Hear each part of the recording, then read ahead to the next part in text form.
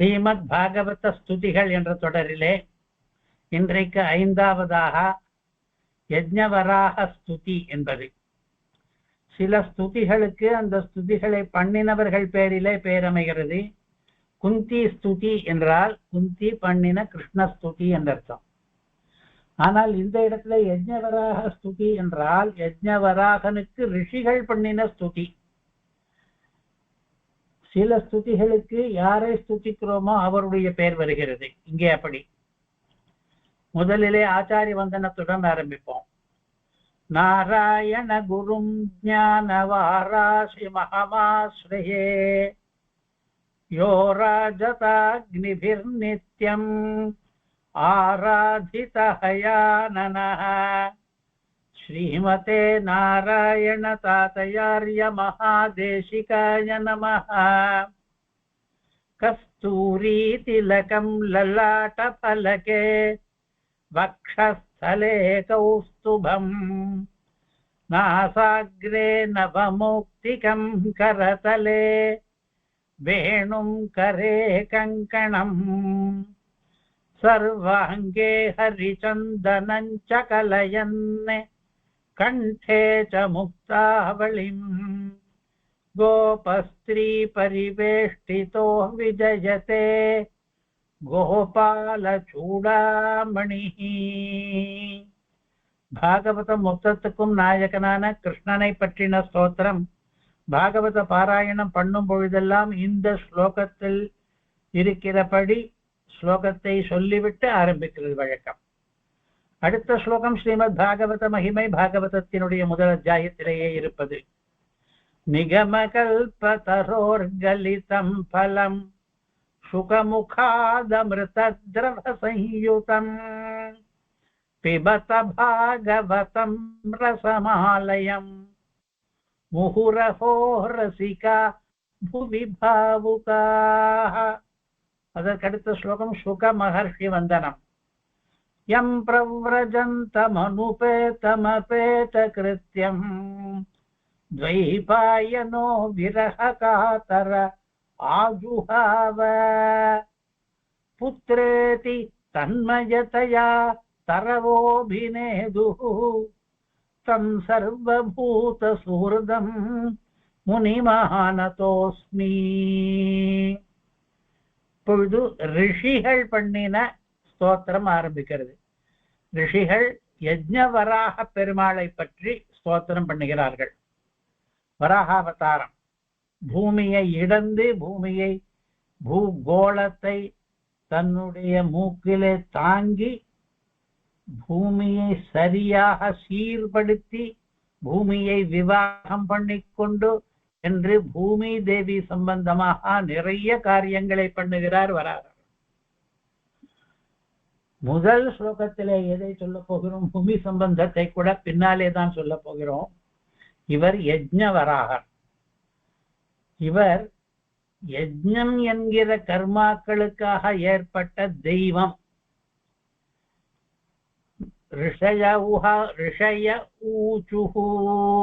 ரிஷிகள் சொல்லுகிறார்கள்.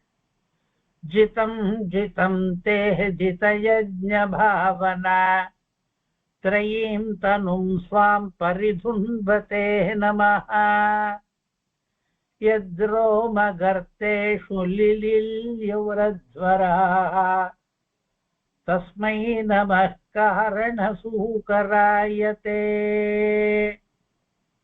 ஆரம்பிக்கும் பொழுதே ஜிதம் ஜிதம் என்று ஆரம்பிக்கிறது. நாம் இதற்கு முன்னே ஜிதந்தே ஸ்தோத்திரம் என்று ஒன்று பார்த்திருக்கிறோம். அதுவும் ஜிதந்தே என்றுதான் ஆரம்பிக்கும். ஜிதம் என்றால் வெற்றி. ஜிதம் ஜிதம் என்றால் வெற்றி வெற்றி உனக்கு என்று அர்த்தமாகிறது. பகவானுக்கு வெற்றி ஏற்படட்டும் என்று பிரார்த்தித்துக் கொண்டே ஆரம்பிக்கிறது. ஜெய விஜயீ பவா என்று சொல்லி ஆரம்பிப்பது வழக்கம் இல்லையா? அந்த மாதிரி வெற்றி வெற்றி உனக்கு. அஜித யஜ்ஞ பாவனா. அஜித பகவானுக்கு அஜிதன் என்றே பெயர். அஜிதனே என்று இங்கே சம்போதனம். அதாவது அவனை யாரும் வெல்ல முடியாது. அவன் எல்லாரையும் வெல்லுபவன். அவனுக்கு வெற்றியை மங்களாசாசனம் பண்ணுகிறார்கள் ரிஷிகள். யஜ்ஞ பாவனா யஜ்ஞங்கள் அதிகமாக நடந்து கொண்டிருக்கின்றன. அதுவும் இந்த ஸ்ரீமத் பாகவத காலம் இருக்கிறது, அது துவாபர யுகத்தினுடைய முடிவு காலம். அப்பொழுது எல்லா ஊர்களிலும் நிறைய பேர் யாக யஜ்ஞங்களை பண்ணிக்கொண்டே இருப்பார்கள். இப்பொழுது எப்படி நிறைய இடத்திலே கோவில்கள் அர்ச்சாமூர்த்திகள் அதிகமாக பரவி இருக்கின்றனவோ, அதுபோல 5000 வருஷங்களுக்கு முன்னே இருந்த பண்பாட்டிலே எங்கே பார்த்தாலும் நிறைய பேர் பிராமணர்கள் ரிஷிகள் எல்லாரும் யாகங்கள் பண்ணி கொண்டிருப்பார்கள். அத்தனை யாகங்களுக்கும் பாவனராக இருப்பவர் இந்த வராக பெருமாள். பாவனர் என்றால் அந்த யஜ்ஞத்தை வளர்ப்பவர், அதற்கு ஒரு சமிருத்தியை ஏற்படுத்துபவர். திரையீம் தனும் ஸ்வாம் பரிதுன்பதே நமஹ. இந்த வராக பெருமாள் இருக்கிறாரே, கண்டத்திற்கு மேலே வராகமாக இருப்பார், முகம் வராக முகம். அவருடைய சரீரம் திரையீ தனு. திரையீ என்று எதற்கு பெயர்? வேதத்துக்கு பெயர். ஏன் பெயர்? வேதத்திலே ரிக் பாகம், யஜுர் பாகம், சாம பாகம் என்று 4 வேதங்களிலே 3 பாகங்கள் இருக்கும். அதனாலே வேதத்துக்கே திரையீ என்று பெயர் பிரசித்தமாக ஏற்பட்டு விட்டது. அந்த திரையீ இந்த வராக பெருமாளுக்கு தனு சரீரமாக இருக்கிறதாம். சுவாம் தன்னுடையதான தனும் சரீரத்தை, திரையீம் வேதமயமான சரீரத்தை பரிதுன்பதே நமஹ, அடிக்கடி அந்த வராக பெருமாள் உதறி விட்டுக் கொள்வார். தன்னுடைய சரீரத்தை மெய் சிலிர்ப்பது போல பண்ணி உதறி விடுவார். பின்னாலேயும் இதே ஸ்தோத்திரத்திலே வரப்போகிறது இந்த சரீர தூனனம் என்பது. அப்படி உதறிவிட்டுக் கொண்டிருக்கிற பெருமாளுக்கு நமஸ்காரம். அவர் யஜ்ஞமூர்த்தி என்பது எந்த வகையிலே என்றால், இன்னொன்று கூட இருக்கிறது.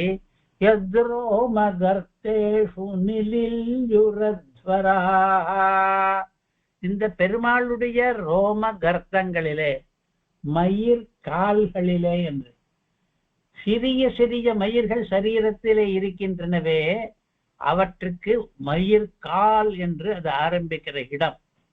அங்கே எல்லாம் அவை சிறிய சிறிய பள்ளங்கள் இருக்கும் உடம்பிலே, அந்த பள்ளங்களிலே அது ஆரம்பிக்கும். அந்த பள்ளங்களிலே அத்வராக நிலில் யுகு, யாகங்கள் எல்லாம் அங்கே போய் லயம் பெற்றன, அங்கே நிலீனமாக இருந்தன, மறைந்திருந்தன. பகவான் யஜ்ஞ வராக பகவானுடைய சரீரத்திலே இருக்கிற ரோம கால்களிலே யாகங்கள் இருந்தன. தஸ்மை நமஹ. அப்படிப்பட்ட யஜ்ஞவராக பெருமாளுக்கு நமஸ்காரம். காரண சூகராயதே. ஒரு காரணத்துக்காக சூக்கரமாக வந்தவன் அவன்.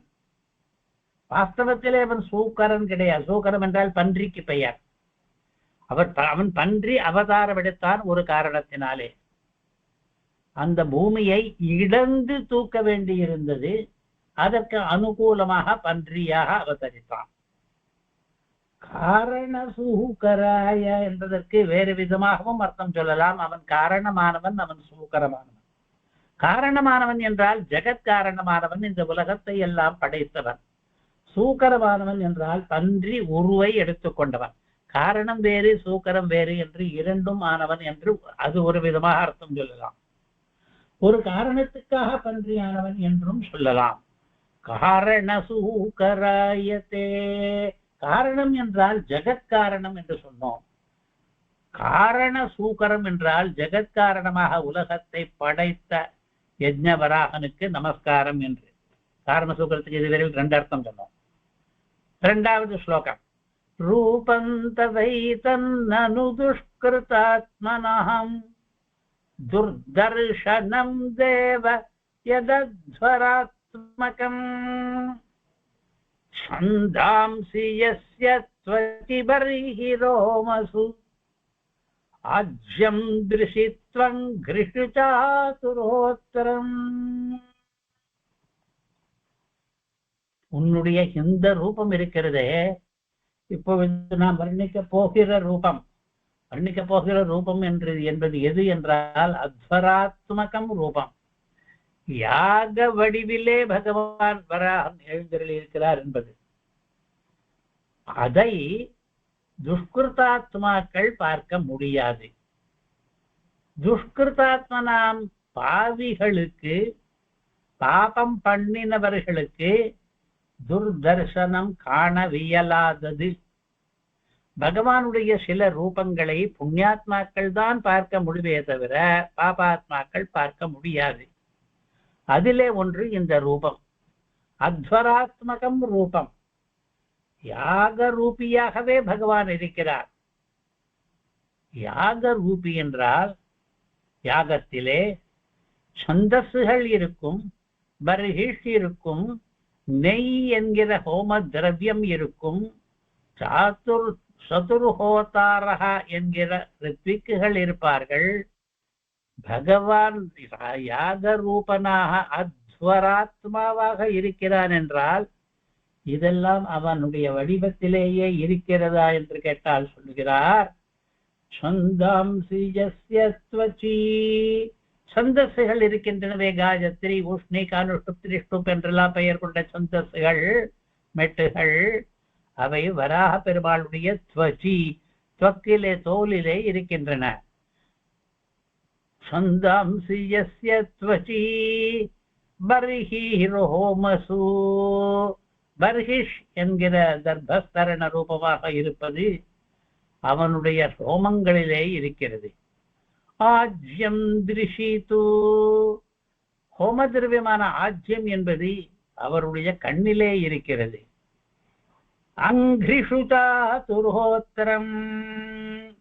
சதுர்ஹோதாரா என்று சொல்பவர்கள் அங்கிரி அவருடைய திருவடிகளிலே இருக்கிறார்கள். மூணாவது ஸ்லோகமும் இதனுடைய தொடர்ச்சி தான். யாகத்திலே இன்னும் சுருக்கு, சுருவம் என்று சில நிறைய பாத்திரங்கள் எல்லாம் இருக்குமே, யஜ்ஞிய பாத்திரங்கள், அவையெல்லாம் கூட வராக பெருமாளுடைய வெவ்வேறு அவயவங்களில் இருப்பவைதான் என்பதை பார்க்க போகிறோம். மூன்றாவது ஸ்லோகம், சுருத்துண்ட ஆசீதி சுருவ ஈஷநாசயோஹோ. சுருக்கு என்று ஒரு மரப்பாத்திரம், மரக்கரண்டி ஒன்று இருக்கும் யாகத்திலே. அந்த கரண்டியில் தான் ஆஜ்யத்தை எடுத்து ஹோமம் பண்ணுவார்கள். கரண்டிக்கு காம்பு நீளமாக இருக்கும், காம்பு நுனியிலே குழி சிறிதாக இருக்கும், மரத்தாலானது. அதற்கு சுருக்கு என்று பெயர். சுருத்துண்ட ஆசீத். வராக பெருமாளுடைய துண்டம் என்கிற சரீராவயவம் இருக்கிறதே, துண்டம் என்றால் மூக்கு நுனி, மூக்கு, அதிலே இருந்தது சுருக்கு. ஸ்ருவ ஈஷநாசயோஹோ. சுருக்கு மாதிரி ஸ்ருவம் என்று இன்னொரு யஜ்ஞிய பாத்திரம். அந்த ஸ்ருவத்தில் தான் ஹவிஸை முதலிலே எடுத்து வைத்துக் கொள்வார்கள். அதன் பிறகு அதை சுருக்கு மூலமாக ஹோமம் பண்ணுவார்கள். அந்த ஸ்ருவம் என்பதானது நாசயோகோ, பகவானுடைய இரண்டு மூக்குகளிலே இருந்தன. இடோதரே. இடா என்று ஒன்று இருக்கும், அதுதான் ஹவிஷ் பாத்திரம், ஒரு தட்டு மாதிரி இருக்கும். அது உதரே, வராக பெருமாளுடைய உதரத்திலே, வயிற்றிலே இருந்தது. சமசா கர்ணரந்திரே. சமசங்கள் என்று கூட ஒரு பாத்திரம் தான். அவை கூட சோமபான பாத்திரங்கள். அந்த பாத்திரங்களில் தான் சோம ரசத்தை வைத்துக் கொண்டு குடிக்க வேண்டும் யாகத்திலே. அவை கர்ணரந்திரே, இந்த பெருமாளுடைய காது ஓட்டையிலே அவை இருந்தன. பிராசித்திரமாஸ்யே. பிராசித்திரம் என்று அது கூட ஒரு பாத்திரம் தான். அதில் வைத்துதான் பிரம்மாவுக்கு அவருக்கான பாகத்தை தருவார்கள். அந்த பிராசித்திரமானது வராகனுடைய ஆஸ்யே, முகத்திலே, வாயிலே இருந்தது. கிரகணே கிரகாஸ்துதே.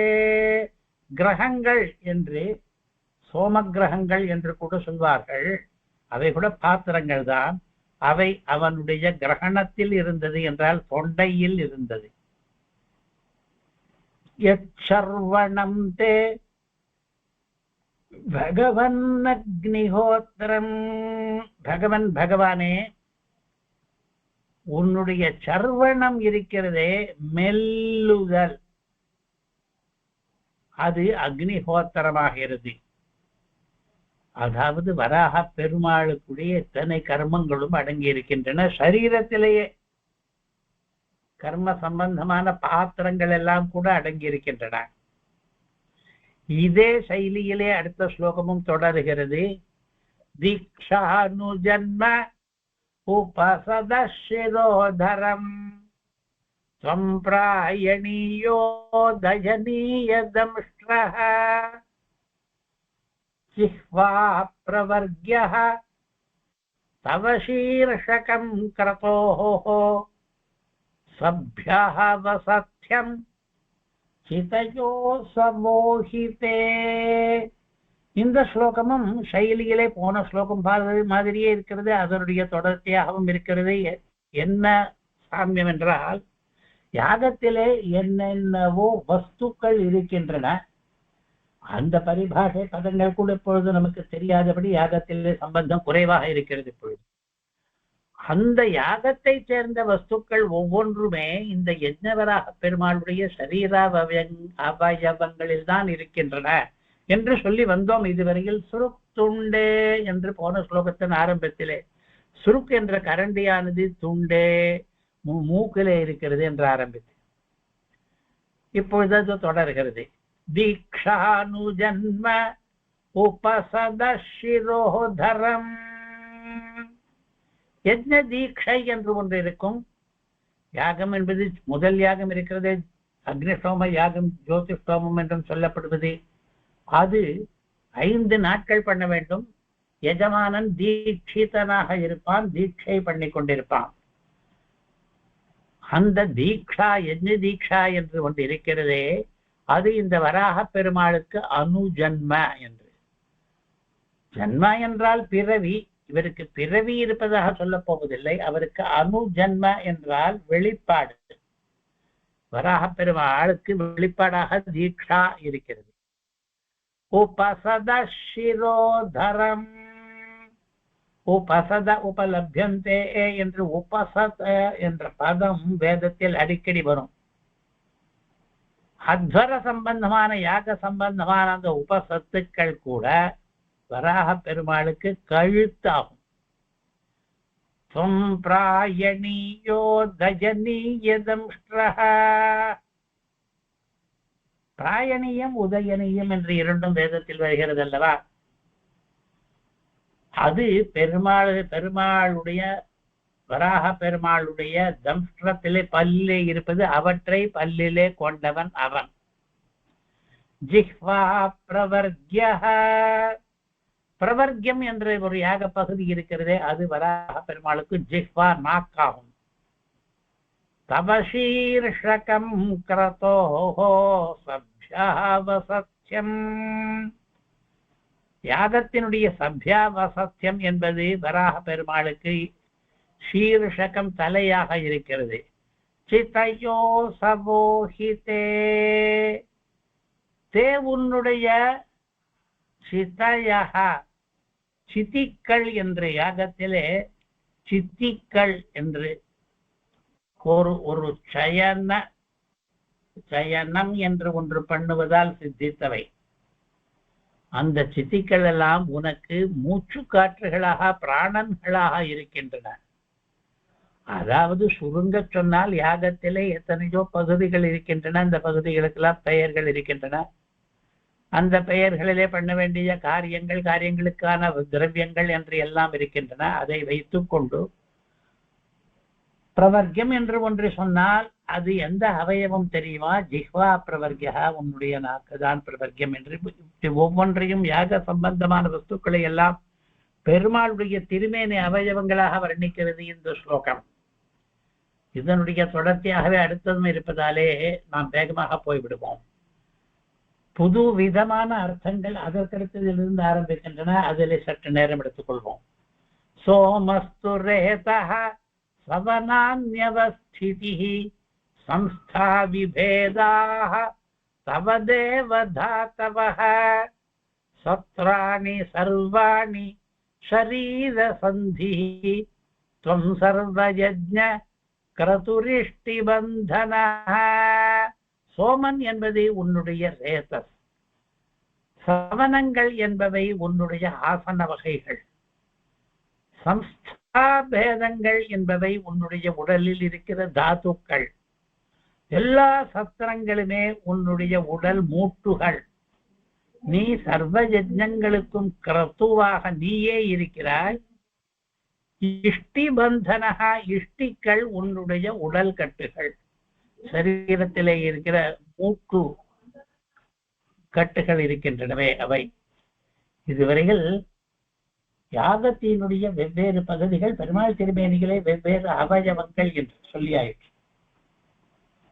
அடுத்ததாக ஆறாவது, நமோ நமஸ்தே கில மந்திர தேவதா திரவ்யாய சர்வ கிரசவே கிரியாத்மனே வைராக்ய பக்தியாத்மஜயானுபாவித ஞானஹய வித்யா குரவே நமோ நமஹ. யாகத்துக்காக மந்திரங்கள் இருக்கின்றன. யாகத்தில் அந்த மந்திரத்துக்கு தேவதைகள் இருக்கிறார்கள். அந்த மந்திரம் தேவதைகள் தவிர யாகத்திலே ஹவிஸாக சேர்க்கப்படும் திரவியங்கள் இருக்கின்றன. இது எல்லாமே பெருமாள் தான், வராக பெருமாள் தான். அவன்தான் சர்வ கிரதுவாக இருக்கிறான், அவன்தான் கிரியாத்மாவாக இருக்கிறான். அவனுக்கு நமோ நமஹ. அதற்கடுத்து ஒரு புது விஷயம், அவன்தான் வித்யா குரு என்று. இந்த யஜ்ஞவராக பெருமாள் தான் கல்விக்கான குரு ஆச்சாரியனாக இருக்கிறார். ஏனென்றால் அவன் அனுபாவித ஞானம், அதாவது நமக்கெல்லாம் ஞானம் ஏற்படுகிறது என்றால் அதை பண்ணி வைப்பவன், தோற்றம் பண்ணி வைப்பவன், ஏற்படுத்தி வைப்பவன் இவன் யஜ்ஞவராகன். ஞானத்தை மட்டும் இல்லை, வைராக்கியம், பக்தி, ஆத்ம ஜெயம் என்பது என்ன என்றால் மனக்கட்டுப்பாடு, மனசை வெல்வது. அதெல்லாம் கூட இந்த யஜ்ஞவராக பெருமாள் தான் குருவாக இருந்து நமக்கு ஏற்படுத்தி வைக்கிறார். இதற்கு மேலாக 6 ஸ்லோகங்கள் பெருமாளுடைய திருமேனியில் இருக்கிற பல உடல் உறுப்புகள், அந்த உடல் உறுப்புகள் யாகத்தினுடைய எந்த பங்குகளாக இருக்கின்றன என்றெல்லாம் சொல்லி முடித்தாயிற்று. இனி சில ஸ்லோகங்களிலே பூதேவியினுடைய சம்பந்தம். வராக பெருமாள் பூதேவியை இடந்தார், பூதேவியை மணந்தார்.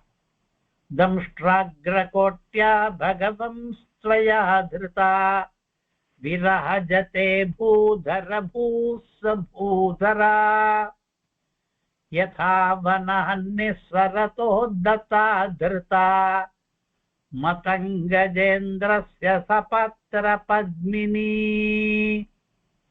வராகதேவர் தன்னுடைய பல் நுனியினாலே பூமி தேவியை தாங்குகிறார். பூமி தேவி ஒரு கோளமாக இருக்கிறது. இன்றைக்கு கூட பூகோளம் என்ற விவகாரம் இருக்கிறது. அதை தன்னுடைய பல்லிலே வைத்துக் கொண்டிருக்கிறார்.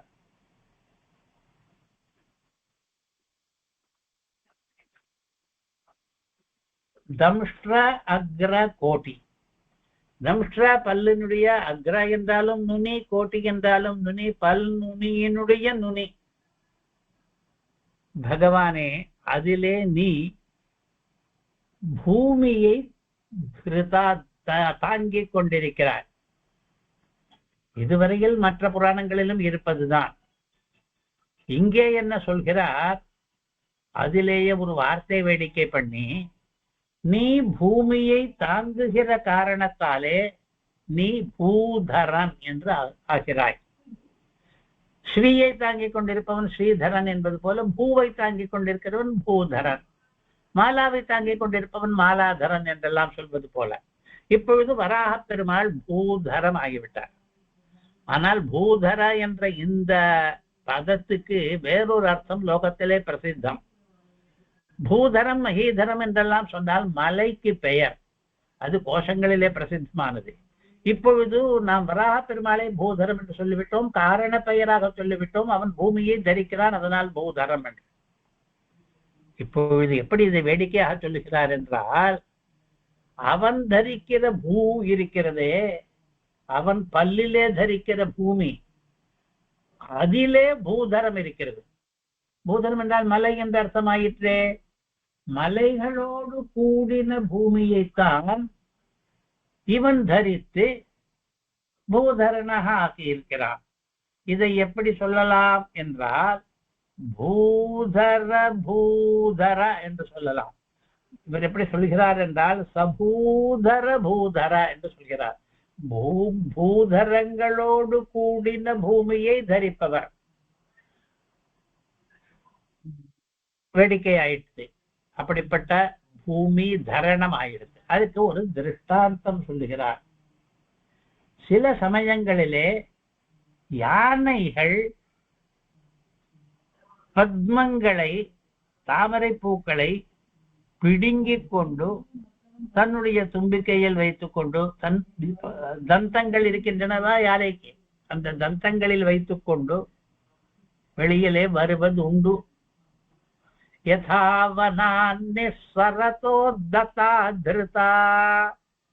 ஜலத்திலிருந்து வெளியே வரும் பொழுது தன்னுடைய பல்லினாலே தரிக்கப்பட்ட சபத்திர பத்மினி, தாமரை பூ மட்டும் இல்லாமல் தாமரை இலையோடு கூட பூவையும் தாங்கிக் கொண்டு வருகிறதே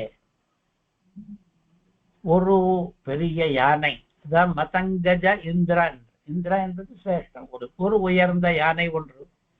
இப்படி தாமரை இலையையும் தாமரை பூவையும் சேர்த்து தரித்து கொண்டு வந்தால்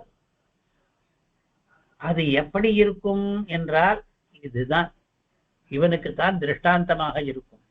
அதாவது ஆதிவராக பெருமாளானவர் மலைகளோடு கூடின பூமியையே தன்னுடைய தந்தத்திலே தாங்கிக் கொண்டிருக்கிறாரே, இதற்கு அந்த யானை திருஷ்டாந்தம். எப்படி திருஷ்டாந்த பொருத்தம் இருக்கிறது என்றால் அந்த யானையும் பெரிய உருவம் எடுத்துக் கொண்டிருக்கிறது, இவரும் பெரிய உருவத்தோடு இருக்கிறார். அது ஒன்று. இரண்டாவது, அந்த யானைக்கும் தந்தம் இருக்கிறது, இந்த வராகத்துக்கும் தந்தம் இருக்கிறது. நாம் தெருவிலே பார்க்கிற பன்றியில் அது இல்லை இந்த வராகம் என்பது. இது காட்டுப்பன்றி, இதற்கு தந்தங்கள் நீட்டிக் கொண்டிருக்கும். இது வேறு ஜாதி பன்றி. அது தவிர அந்த தந்தத்திலே அந்த யானையானது தாமரை இலையையும் தாமரை பூவையும் வைத்துக் கொண்டிருப்பது போல இவர் தன்னுடைய தந்தத்திலே பூகோளத்தையே வைத்துக் கொண்டிருக்கிறார். அதனாலே திருஷ்டாந்தம் பொருந்துகிறது. யானை போலே வராக பெருமாள், யானை தந்தம் போலே இவருடைய தம்ஷ்ட கோட்டி, தாமரை பூவும் தாமரை இலையும் போலே இங்கே பூதேவி பூ மண்டலம் பூகோளம் என்று திருஷ்டாந்தத்தை காட்டி, அப்படி உன்னுடைய பல்லின் நுனியிலே பூமி விளங்குகிறாள் என்று. 8வது ஸ்லோகம். த்ரயீமயம் ரூபமிதஞ்ச சௌகரம் பூமண்டலே நாத ததா திருதேன தே சகாஸ்தி ஸ்ருங்கோடகனேன பூயசா குலாச்சலேந்திரஸ்ய யதைவ விப்ரமஹ. ஏற்கனவே சொன்ன 2 தகவல்களை வேறு மாதிரியாக சொல்லுகிறார். ஒன்று, இந்த சௌகர ரூபம் இருக்கிறதே, சூகரம் என்று பன்றிக்கு பெயர், பன்றி வடிவம், அதுவே திரையீமயம்தான், வேதமயமாகத்தான் இருக்கிறது, புதுசில்லை, ஆரம்பத்திலே சொன்னார். இரண்டாவது இருக்கிறதே பூமண்டலேநாத ததா திருதேனதே என்று, அதாவது தன்னுடைய பல்லினாலே பூமண்டலத்தையே தரித்துக் கொண்டிருக்கிறார் என்பது. இதுவும் புதுசில்லை, ஏற்கனவே சொல்லி ஆயிற்று. எது புதுசு என்றால் வேறொரு திருஷ்டாந்தம் கொடுக்கிறார் இங்கே. சகாஸ்தி ஸ்ருங்கோடகனேன பூஜசா குலாச்சலேந்திரஸ்ய என்று. பர்வதங்கள், மலைகள், அவற்றிலே சில பெரியதா இருப்பவர்களுக்கு குலமலைகள் என்று பெயர், குலாச்சலங்கள் என்று. முக்கியமாக 7 குலாச்சலங்கள் சொல்கிறது வழக்கம். குலாச்சலேந்திரன் இருக்கிறதே, குலாச்சலங்களுக்குள்ளே சிரேஷ்டமானது. அது அதற்கு சிருங்கம் இருக்கும் அல்லவா, சிகரம். அந்த சிகரத்திலே ஊட வகிக்கப்பட்ட சுமக்கப்பட்ட கனேன மேகத்தோடு, கனம் என்றால் மேகம். பூயசா கனேன, நிறைய மேகம் அங்கே அந்த மலையிலே, மலை சிகரத்திலே படிந்திருந்தால் எப்படி இருக்கும்? பல கவிகள் மலை நுனியிலே படிந்த மேகத்தை வர்ணித்திருக்கிறார்கள். அதேதான் இங்கே திருஷ்டாந்தமாக காண்பிக்கிறார். யசைவ விப்ரமஹா, எப்படி அழகாக இருக்குமோ அந்த குலமலையானது, குலமலை, கோலமலை, குளிர்மாமலை என்று ஆண்டாள் பாடுகிற மலை, அதே மாதிரியான ஒரு அழகு இந்த மகாவராக பெருமாள் பூமண்டலத்தை தூக்கி கொண்டிருக்கும் பொழுது வருகிறது. அதனாலே சகாஸ்தி, விளங்குகிறார் என்கிறார். ஆக இந்த ஸ்லோகத்திலே மகாவராக பெருமாளை பற்றி எந்த குணங்களை, எந்த தகவல்களை முக்கியமாக சொன்னார் என்றால், அவருடைய வடிவம் பெரியது என்பதை சொன்னார். அது வடிவம் பெரியது என்பதை எப்படி சொன்னார் என்றால், திருஷ்டாந்தம் சொல்லும் பொழுது குலாச்சலேந்திரம் என்று சொன்னதனாலே, அது புனிதமானது என்று சொன்னார். அது எங்கே சொன்னார் என்றால் திரையீமயமானது என்று சொன்னதனாலே. அது பிரகாசிப்பது என்று சொன்னார். அது எங்கே என்றால் சகாஸ்தி என்றதாலே. அது அழகானது என்று சொன்னார். எங்கே என்றால் கடைசி பதம் விப்ரமகா இருக்கிறதே, அதற்கு அந்த அர்த்தம் இருக்கிறது. ஆஹா, 4 பாதங்களிலே ஒவ்வொன்றிலும் ஒவ்வொரு சிறப்பு. முதல் பாதத்திலே திரையீமயமானபடியினாலே புனிதமானது. 2வது பாதத்திலே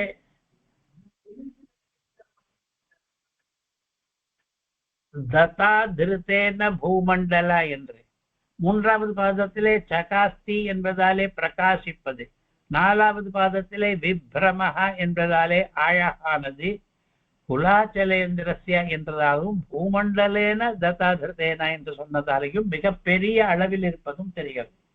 ஆக பெரியது, புனிதமானது, பிரகாசிப்பது, அழகானது எது? உன்னுடைய பன்றி வடிவம் என்று ஸ்தோத்திரம். அடுத்ததாக 9வது ஸ்லோகம். சம்ஸ்தாபயைனாம் ஜகதாம் சதஸ்துஷாம் லோகஹய பத்னீமசி மாதரம் பிதா விதேம சாஸ்மை நமசா சஹத்வயா யஸ்யாம் ஸ்வதேஜோக்னிமிவாரணாவதாஹ. வராக பெருமாள் அவருடைய அவதார கதையில எப்படி வருகிறது? இந்த பூமியே நிலைப்படாமல் இருந்த பொழுது வராகர் அவதரித்து அந்த பூமியை நிலைப்படுத்தினார் என்று அந்த கதையை குறிக்கும் வகையிலே தான் இங்கே சம்ஸ்தாபய ஏனாம் என்கிறார். ஏனாம், இந்த பூமியை சம்ஸ்தாபய, சம் நன்றாக, திருடமாக, உறுதியாக, கரைந்து போகாதபடி, ஸ்தாபய நிலைநிறுத்து. பூமி சில சமயத்திலே சிருஷ்டி காலத்திலே இப்பொழுது இருக்கிற அந்த இறுக்கம் இல்லாமல், அடர்த்தி இல்லாமல் திரவமாக ஆகி இருந்ததாம்.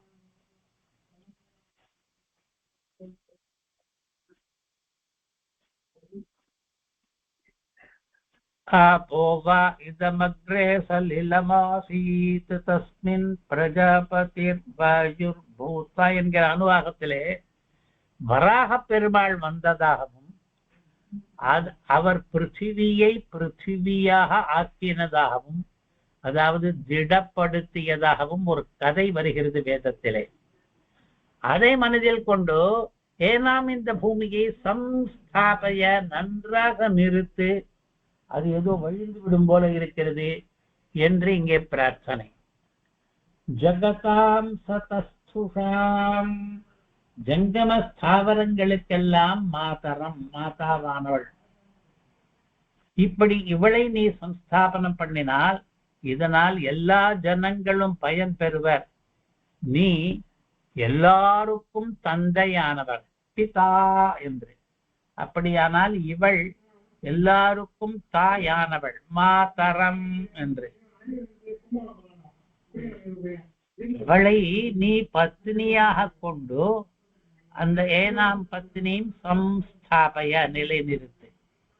எதற்காக என்றால் லோகாய உலகத்தாருக்கெல்லாம் உதவியாக நீ இதை பண்ண வேண்டும், லோகக்ஷேமத்துக்காக பண்ண வேண்டும். சஹஸ்யை நமசா சஹத்வயா நாங்கள் என்ன பண்ணுகிறோம், உன்னோடு கூட இவளுக்கும் நமஸ்காரம் பண்ணுகிறோம். வராக பெருமாளை சேவிக்கும் பொழுது வராக பெருமாளுடைய பத்னியான பூதேவியையும் நாங்கள் சேவிக்கிறோம். யஸ்யாம் ஸ்வதேஜோக்னிமிவஹரணஹவதாஹ இவளிடத்திலே பூமி தேவியிடத்திலே நீ உன்னுடைய தேஜஸை உன்னுடைய ஆற்றலை வைத்தாய். அது எது போல என்றால் அக்னி விவாரணௌ அரணிக்கட்டையிலே அக்னியை வைப்பது போல வைத்தாய். அரணிக்கட்டை என்று ஒன்று, அந்த கட்டையை கடைந்து அதை 2 பகுதிகளாக வைத்திருப்பார்கள். அந்த அரணிக்கட்டையை கடையும் பொழுது நெருப்பு தோன்றும். அப்படி தோன்றின நெருப்பை வைத்துக் கொண்டுதான் அக்னிஹோத்திராதிகள் பண்ணுவார்கள். ஆதானத்துக்கு அதுதான் வழி.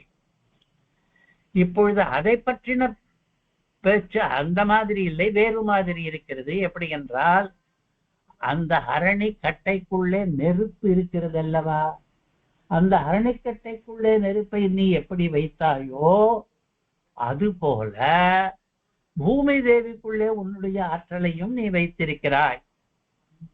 என்ன திருஷ்டாந்தம் இது வந்திருக்கிறது என்றால், அரணிக்கட்டைக்குள்ளே நெருப்பு இருக்கிறது நமக்கு தெரியாது, ஆனால் கடைந்தால் அரணி கடைவது என்று பெயர். அப்படி கடைந்தால் மத்து போல ஒரு மர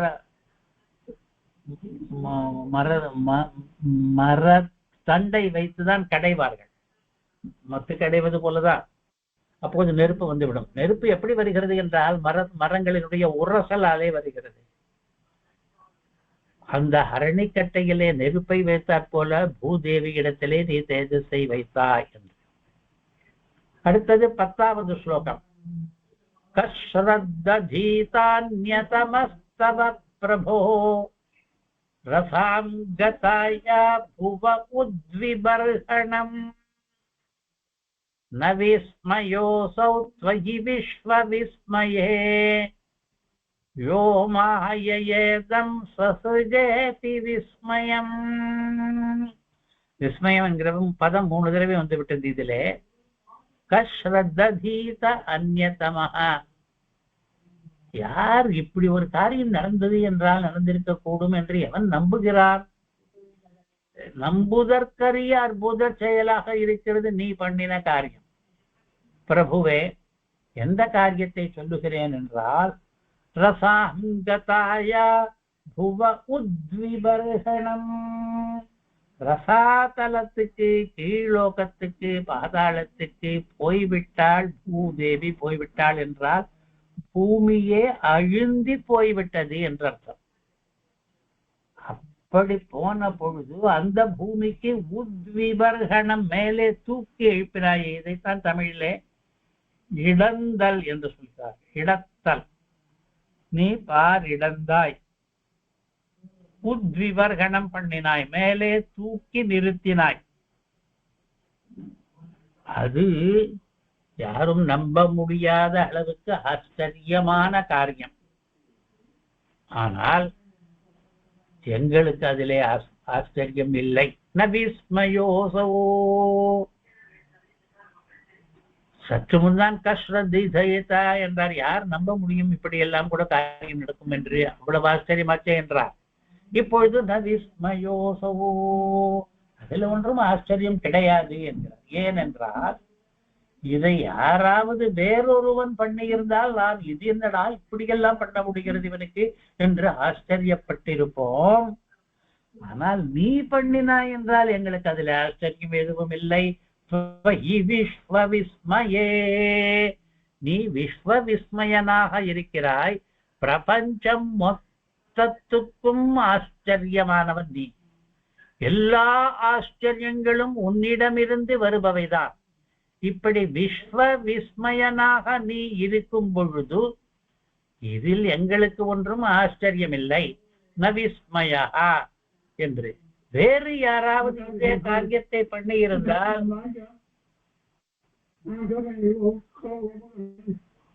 ந விஸ்மயா, இதிலே ஆச்சரியமே கிடையாது.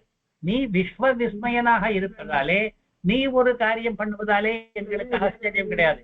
யோ மகாயேதம் சசுஜேதி விஸ்மயம், நீ இந்த உலகத்தை அதி விஸ்மயமான அத்தியாச்சரியகரமான இந்த பிரபஞ்சத்தை சசுஜே நீ சிருஷ்டி பண்ணினாய். ஜகத் சிருஷ்டி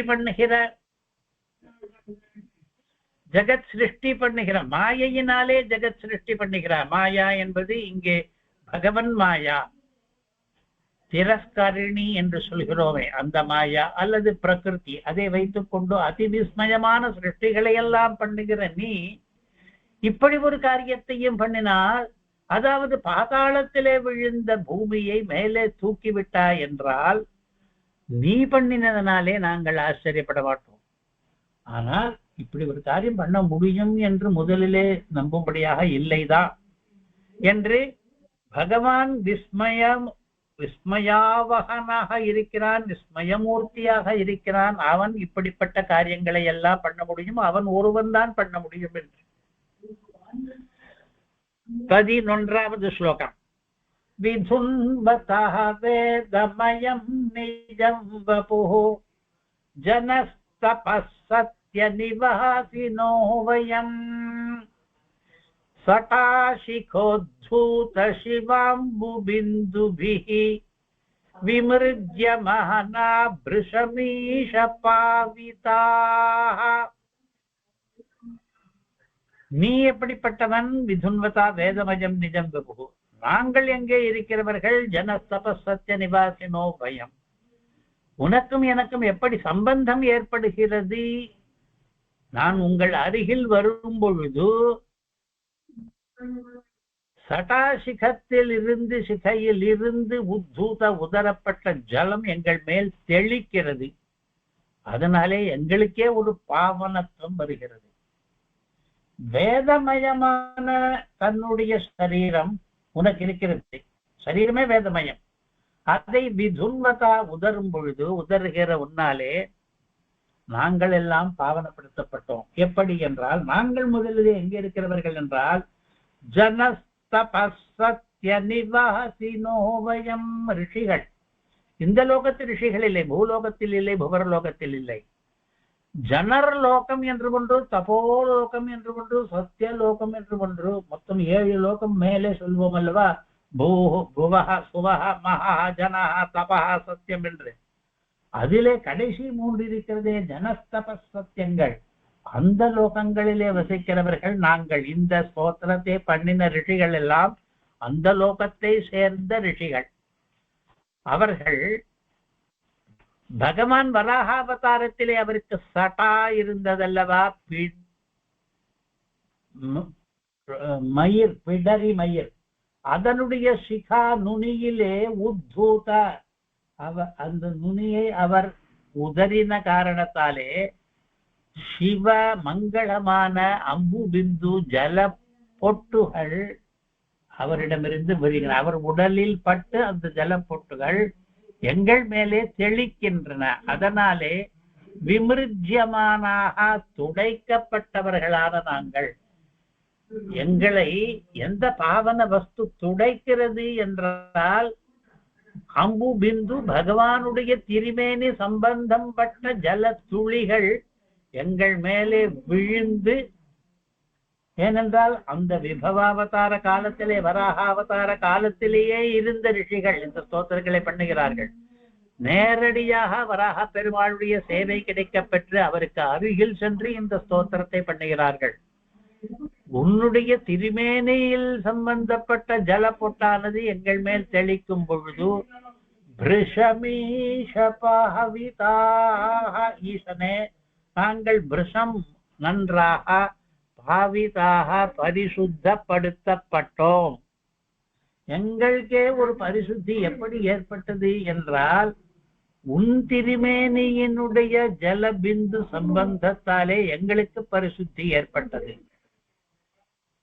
என்று ரிஷிகள் வராக பெருமாளை துதிக்கிறார்கள். ஸ்தோத்திரம் முடிய போகிறது.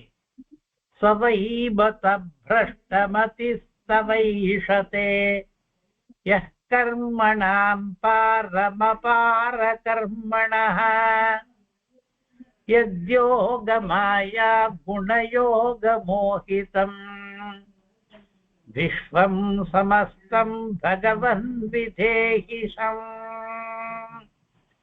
4 பாதத்திலே 4லும் 4 வெவ்வேறு வாக்கியங்கள்.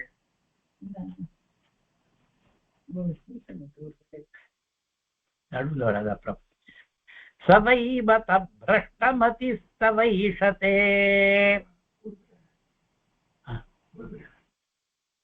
எவன் உன்னை நன்றாக புரிந்து கொண்டு உன்னை தேடுகிறானோ, எப்படிப்பட்ட உன்னை, அது 2ஆம் பாதம். கர்மணாம் பரமபார கர்மணஹ, நீ அபார கர்மா. அபார என்றால் கரை காணாத அத்தியதிகமான அத்தியுதமான காரியங்களை செய்யக்கூடியவன். அப்படி அபார கர்மாவாக இருக்கிற உன்னுடைய கர்மணாம் பாரம், என்னென்னவோ காரியங்கள் பண்ணுகிறாய். அந்த காரியங்கள் இப்போ வராக அவதாரத்திலேயே பார்ப்போமே, என்னென்ன காரியங்கள் பண்ணினார் என்றால், இதுவரையில் நாம் பார்த்தது வேதமயமான உருவை எடுத்துக்கொண்டார், பூமி தேவியை தன்னுடைய பல்லின் மேலே வைத்துக் கொண்டார் என்றெல்லாம் சிலவற்றை மட்டும்தான் பார்த்தோம். இன்னும் ஹிரண்யாட்சவதம் என்பன முக்கியமான காரியங்களை எல்லாம் அவர் பண்ணியிருக்கிறார். அதனாலே அவர் அபார கர்மா. அப்படி அபார கர்மாவான உன்னுடைய கர்மங்களுடைய பாரத்தை, எல்லையை எவன் தேடிக்கொண்டு போகிறானோ, வராக பெருமாளுடைய முழு மகிமையையும் தெரிந்து கொள்ள வேண்டும் என்று முயல்கிறானோ, கர்மத்தை தெரிந்து கொள்வது மட்டுமா இருந்தால் பரவாயில்லை, ஆனால் கர்மணாம் பாரம் ஏஷத்தே என்று அது மொத்தத்தையும் தெரிந்து கொண்டு அதனுடைய அக்கறைக்கே போக வேண்டும் என்று எவன் நினைக்கிறானோ அவன் பிரஷ்டமதிஹி, புத்தி கெட்டவன் என்றுதான் சொல்ல வேண்டும். வராக பெருமாளுடைய மகிமையை யாராலேயாவது முழுதாக புரிந்து கொள்ள முடியுமோ? அபார கர்மாவான அவருடைய கர்மங்கள் எத்தனையோ இருக்கின்றனவே. உத்ருதா சிவராகேன என்று பூமியுத்தரணம் என்ற ஒரு கர்மத்துக்கே இவ்வளவு ஸ்தோத்திரம் பண்ணி கொண்டிருக்கிறோம்.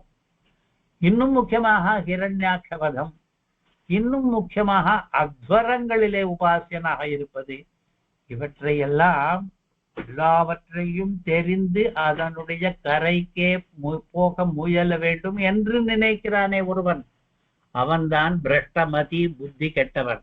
நம்மால் ஆகாது, இதை மேலும் தொடர வேண்டாம், நமக்கு இவ்வளவுதான் புரியும். அவர் அபார கர்மா, அவருடைய கர்மங்களிலே சில நமக்கு புரிந்திருக்கிறதே, அதுவே போதும். அந்த கர்மங்களுடைய பாரத்தை நாம் அடைய வேண்டியதில்லை, அதை தேடி போக வேண்டாம், புரிந்த வரையில் நாம் அனுபவித்தால் போதும் என்று இருப்பவன் தான் புத்திசாலி. அப்படி இல்லாமல் இன்னும் என்ன கர்மங்களை இவர் பண்ணி இருக்கிறார், எல்லாவற்றையும் புரிந்து கொள்ள முயலுவோமா என்று ஒருவன் போகிறானே, அவன் பிரஷ்டமதி. அவனுடைய புத்தி பிரஷ்டமாய்விட்டது, நழுவி விட்டது, மறை கழன்று விட்டது என்று சொல்வது போல. யத்யோக மாயா குணயோக மோகிதம், அவர் இந்த விஸ்வத்தில் பிரபஞ்சத்தில் இருக்கிற எல்லாரையுமே ஒரு மோகத்தில் ஆழ வைத்திருக்கிறார். அதற்காக அவர் ஒரு உபகரணம் வைத்துக் கொண்டிருக்கிறார், யோக மாயா என்று.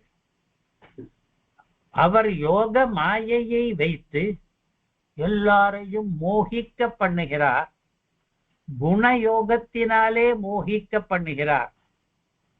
இது கூட லேசான வேடிக்கையை கலந்திருக்கிறார். யோக என்கிற பதம் 2 தடவை வந்திருக்கிறது. எத் யோக மாயா என்று ஒன்று, குண யோக மோகிதம் என்று ஒன்று, ஆனால் 2லேயும் வெவ்வேறு அர்த்தங்கள். அவனுடைய யோக மாயா என்பதன் மூலமாக குணங்களோடு குணங்களின் சேர்க்கையாலே, யோகா என்ற இரண்டாவது யோகத்துக்கு சேர்க்கை என்று பெயர். அவன் யோக நித்ரா என்று ஒன்று பண்ணுகிறான். ஆழ்வார்கள் கூட யோக நித்ரை என்று சொல்வார்கள். அவன் குணங்களுடைய சேர்க்கையினாலே ஜீவாத்மாக்களை எல்லாம் மோகிதர்களாக ஆக்குகிறான். மோகிதனால் இது ஒரு திரை போல இருக்கிறது பிரகிருதி என்று, அண்ணண்ட என்ன இருக்கிறது என்று நமக்கு தெரியாதது போல.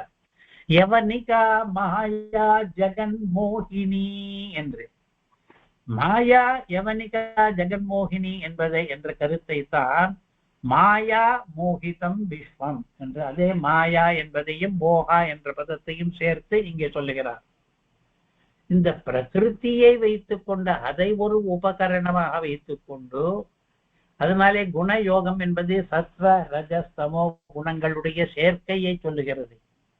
அதனாலே மோகிதமாக விஸ்வத்தை ஆக்கி, விஸ்வத்தை இந்த பிரபஞ்சத்தை முழுவதையுமே மோகிதமாக ஆக்கி, மோகிப்பிக்க பண்ணி மயக்கி வைத்து இவன் அபார கர்மாவாக இருக்கிறான். இப்பொழுது அவனிடம் நாம் பிரார்த்தனை பண்ணுவது என்ன என்றால், பகவன் விதேஹிஷம் என்பதுதான் இப்பொழுது கடைசியான எங்களுடைய பிரார்த்தனை.